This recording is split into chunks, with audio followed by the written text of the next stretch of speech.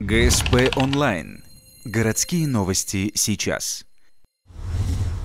Вторник, 17:00. Железнодорожный вокзал. Общественники совместно с линейным отделом полиции проводят рейд по пресечению незаконной продажи алкоголя. У стражей порядка появилась информация, что на вокзале спиртное может купить любой, даже в обход закона. Для контрольной закупки несовершеннолетнего парня попросили купить пиво. В частной торговой точке в зале ожидания ему это удалось без проблем.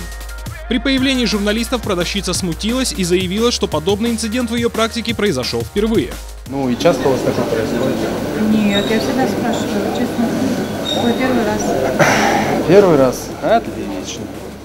Полицейские же говорят, что информация о продаже спиртного подросткам поступала и раньше. Однако впервые удалось поймать продавцов за руку.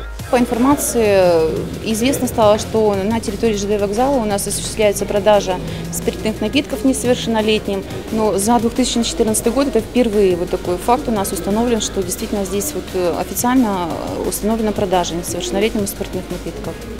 Конечно, разовый рейд вряд ли способен кардинально поменять ситуацию. Но общественная организация «Общее дело» уже давно ведет свою работу. И результаты есть. Нерадивых продавцов и предпринимателей регулярно проверяют, штрафуют и не только. Я не хочу, чтобы вообще в голову приходило продавцам продавать алкоголь хоть как-то кому-то похожему на подростка.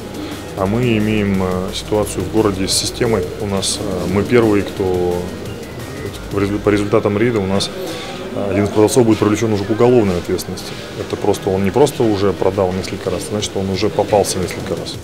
Прибывшие на место происшествия сотрудники линейного отдела полиции зафиксировали факт нарушения закона. Теперь продавцу, как частному лицу, грозит штраф в размере 30 000 рублей.